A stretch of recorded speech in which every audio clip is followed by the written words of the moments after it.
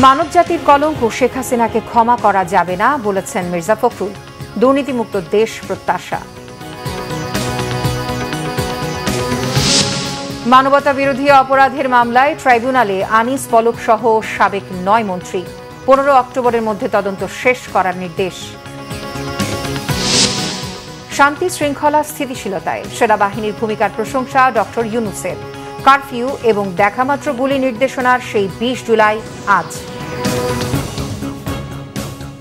দেখছিলেন crown cement সংবাদ শিরোনাম, এবারে বিস্তারিত।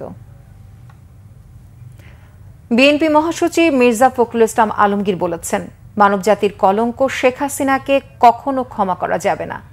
জুলাই আগস্ট গণ অভ্যুত্থানের বর্ষপূর্তি উপলক্ষে মাসব্যাপী কর্মসূচির অংশ হিসেবে জিয়া উদ্যানে বৃক্ষরোপণ কর্মসূচির আয়োজন করে জাতীয়তাবাদী কৃষক দল ও আমরা বিএনপি পরিবার। বৃক্ষরোপণ পূর্ব সংক্ষিপ্ত সমাবেশে মির্জা ফখরুল ইসলাম আলমগীর বলেন, একসময় জিয়ার মাজারে যেতে যাদের কাছ থেকে অনুমতি নিতে হতো, এখন তারা পলাতক। এটাই নিয়তি, কিন্তু দুঃখের বিষয় এগুলো কেউ মনে রাখে না। ভিন্ন মত থাকবেই, তাতে হতাশ হবার কিছু নেই জানিয়ে মির্জা ফখরুল বলেন, সবাইকে নিয়ে একটি উদারপন্থী গণতান্ত্রিক রাষ্ট্র গড়ে তুলতে চান তারা। বিএনপি মহাসচিব বলেন, নির্বাচনে যারাই দেশ পরিচালনার দায়িত্ব পাবে তাদের উচিত হবে শহীদদের পরিবারের পুনর্বাসন করা। শহীদদের জন্য বিএনপির পক্ষ থেকে একটি তহবিল গঠন করা হবে বলেও জানান তিনি। পরে বিএনপি মহাসচিব জিয়া উদ্যানে কয়েকটি শহীদ পরিবারের সদস্যদের নিয়ে বৃক্ষরোপণ করেন। জুলাই আগস্টের গণ অভ্যুত্থানে মানবতা বিরোধী অপরাধের এক মামলায় ওবায়দুল কাদের, আনিসুল হক, পলক সহ ৪৫ জনের বিরুদ্ধে তদন্ত রিপোর্ট 15 অক্টোবর দাখিলের নির্দেশ দিয়েছে আন্তর্জাতিক অপরাধ ট্রাইব্যুনাল। রোববার বিচারপতি গোলাম মুর্তুজা মজুমদারের নেতৃত্বাধীন ট্রাইব্যুনাল 1 এই নির্দেশ দেন। সেই সাথে মানবতা বিরোধী আরেক মামলায় সাবেক সেনা কর্মকর্তা জিয়াউল আহসান সহ 23 জনের বিরুদ্ধে তদন্ত রিপোর্ট জমা দেওয়ার তারিখ নির্ধারণ করা হচ্ছে 5 অক্টোবর। এছাড়াও আরও 5টি মামলার তদন্ত প্রতিবেদন দাখিলের সময় বাড়িয়ে দিয়েছে ট্রাইব্যুনাল। এর আগে সকালে মানবতা বিরোধী অপরাধের 7 মামলায় সাবেক এমপি, মন্ত্রী ও পুলিশ কর্মকর্তা সহ একযোগে 39 জন আসামিকে ট্রাইব্যুনালে হাজির করা হচ্ছে। এদের মধ্যে রয়েছে সালমান এফ রহমান, আনিসুল হক, দীপুমণি, জুনায়েদ আহমেদ পলক সহ আরও বেশ কয়েকজন সাবেক মন্ত্রী, এমপি ও পুলিশ কর্মকর্তা। ছাত্র জনতার অভ্যুত্থানে গত বছরের 5 আগস্ট আওয়ামী লীগ সরকারের পতনের পর বিভিন্ন সময়ে সাবেক এই মন্ত্রী, এমপি ও পুলিশ কর্মকর্তাদের গ্রেফতার করা হয়। এদিন আদালতে কারাগারের ভেতরে হাসানুল হক ইনুর ভয়েস রেকর্ড করার অভিযোগ আদালতে তোলা হয়। তার অভিযোগ, এটি অসৎ উদ্দেশ্যে করা হচ্ছে। দেশের প্রয়োজনে সেনাবাহিনীর ভূমিকার প্রশংসা করেছেন প্রধান উপদেষ্টা ডক্টর মোহাম্মদ ইউনূস। বেসামরিক প্রশাসনকে সহায়তায় অর্পিত দায়িত্ব পালনের জন্য তিনি সেনা সদস্যদের ধন্যবাদও জানিয়েছেন।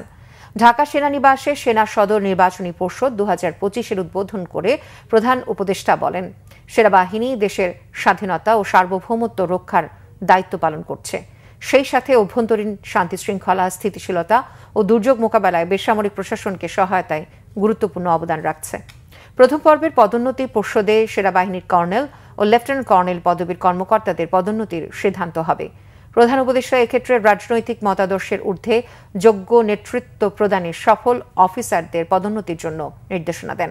সৎ, নীতিবান, পেশাদার এবং নেতৃত্বের গুণাবলী সম্পন্ন অফিসাররাই উচ্চতর পদোন্নতির দাবিদার বলে তিনি মন্তব্য করেন। বক্তব্যে তিনি 2024 সালে জুলাই গণ অভ্যুত্থানে শহীদ ও আহত সকল ছাত্র জনতাকে শ্রদ্ধাভরে স্মরণ করেন। এর আগে সেনা সদরে পৌঁছলে প্রধান উপদেষ্টাকে আনুষ্ঠানিকভাবে স্বাগত জানান সেনাবাহিনী প্রধান জেনারেল ওয়াকারুজ্জামান সহ সামরিক বাহিনীর ঊর্ধ্বতন কর্মকর্তারা। শুট অ্যাট সাইট বা দেখা মাত্র গুলি চালানোর নির্দেশনায় 20 জুলাই চলছিল কারফিউ। রাজপথে জনতার স্রোত ঠেকাতে সাধারণ ছুটির ঘোষণার পাশাপাশি মোতায়েন করা হয় আইন শৃঙ্খলা বাহিনীকে। কিন্তু আওয়ামী লীগ সরকারের এসব হুমকিকে পরোয়া না করে দেশজুড়ে রাজপথে নেমেছিল ছাত্র জনতা। হত্যাকাণ্ড চালায় সরকার, নিহত হয় 26 জন। বাধ্য হয়ে ছাত্রদের সাথে বৈঠক করার কথা বলা হলেও শিক্ষার্থীরা সাড়া দেয়নি শেখ হাসিনার সেই আহ্বানে। আটক করা হয়েছিল আন্দোলনের প্রধান সমন্বয়ক নাহিদ ইসলামকে। গণ অভ্যুত্থানের 20 জুলাইয়ের দিনলিপি জানাচ্ছেন রিশান নাজরুল্লাহ। কোটা সংস্কারের দাবিতে 2024 সালে শিক্ষার্থীদের আন্দোলনের 20 জুলাইয়ের সকালটা ছিল অন্যরকম। দেখা মাত্রই আন্দোলনকারীদের উপর গুলির নির্দেশনা ছিল হাসিনা সরকারের। এটা অবশ্যই কারফিউ এবং এখানে শুটের সাইটও আছে। কারফিউ ও গুলির আতঙ্ককে পরাজিত করে সেদিন রাজপথ দখলে নেয় ছাত্র জনতা। রাজধানী সহ দেশের বিভিন্ন স্থানে সংঘর্ষ ও গুলিতে মারা যায় ২৬ জন। সরকারের গুলি ও দমনপীড়নে স্ফুলিঙ্গের মতো ছড়িয়ে পড়ে আন্দোলন। রাজধানীর বেশিরভাগ এলাকার দখল নেয় আন্দোলনকারীরা। ঢাকার প্রবেশপথকে অবরুদ্ধ করে ফেলে ছাত্র জনতা। কারফিউ উপেক্ষা করে রাজপথে ব্যাপক উপস্থিতি ছিল আন্দোলনকারীদের। রাজপথের পাশাপাশি সরকারি বেসরকারি বিশ্ববিদ্যালয়ের ক্যাম্পাসও দখল নেয় আন্দোলনকারী শিক্ষার্থীরা।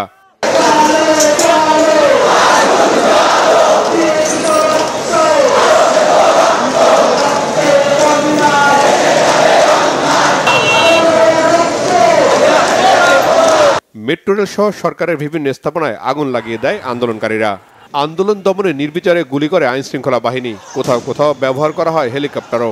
আন্দোলনের মুখে ছাত্রদের সাথে সমঝোতার আগ্রহ দেখায় শেখ হাসিনা সরকার, কিন্তু বৈঠকে শিক্ষার্থীদের দেওয়া ৮ দফা আরও চাপে ফেলে আওয়ামী লীগ সরকারকে। কোটাকে ন্যূনতম মাত্রায় ৫% এনে সংসদে আইন পাশ করতে হবে। কারফিউ চলমান রাখার পাশাপাশি আন্দোলন নিয়ন্ত্রণে রাজনৈতিক দলের নেতা ও আন্দোলনকারীদের আটক করা শুরু হয়। শিক্ষার্থীদের আন্দোলনের প্রধান সমন্বয়ক নাহিদ ইসলামকে তুলে নিয়ে যায় আইনশৃঙ্খলা বাহিনী। আমাদের বৈষম্য বিরোধী ছাত্র আন্দোলনকে ছত্রভঙ্গ করার জন্য আমাদের সমন্বয়কদের নানা ধরনের এখানে প্রহসন এবং নাটক করা হচ্ছে। এখানে আমাকে গুম করা হয়েছিল। দিনভর সংঘর্ষ আন্দোলন চলমান রাখার ঘোষণা এবং ২১ জুলাই কোটা নিয়ে সর্বোচ্চ আদালতের নির্দেশনার অপেক্ষা নিয়ে শেষ হয় ২০২৪ সালের গণ অভ্যুত্থানের ২০ জুলাই। রিশান নাসরুল্লাহ, বাংলাভিশন, ঢাকা। উচ্চকক্ষ নিয়ে আলোচনা পর্যালোচনা চলছে। আগামী ২-৩ দিনের মধ্যে সিদ্ধান্ত জানাবে কমিশন, জানিয়েছেন জাতীয় ঐকমত্য কমিশনের সহসভাপতি doctor Ali Riaz. Foreign service একাডেমিতে জাতীয় ঐকমত্য কমিশনের সাথে রাজনৈতিক দলগুলোর দ্বিতীয় পর্যায়ের ১৫তম দিনের আলোচনার সূচনায় তিনি কথা বলেন। তিনি বলেন, সংস্কার প্রক্রিয়া এগিয়ে নিতে রাজনৈতিক দলগুলোর আগ্রহ প্রশংসনীয়। আশা প্রকাশ করেন নির্দিষ্ট সময়ের মধ্যে জুলাই ঘোষণাপত্র করা সম্ভব হবে। জানান ৩১ জুলাইয়ের মধ্যে একটি সমঝোতায় পৌঁছানোই লক্ষ্য। রোববারের বৈঠকে তত্ত্বাবধায়ক সরকার প্রধানমন্ত্রীর একাধিক পদে থাকার বিধান নিয়ে আলোচনা চলছে।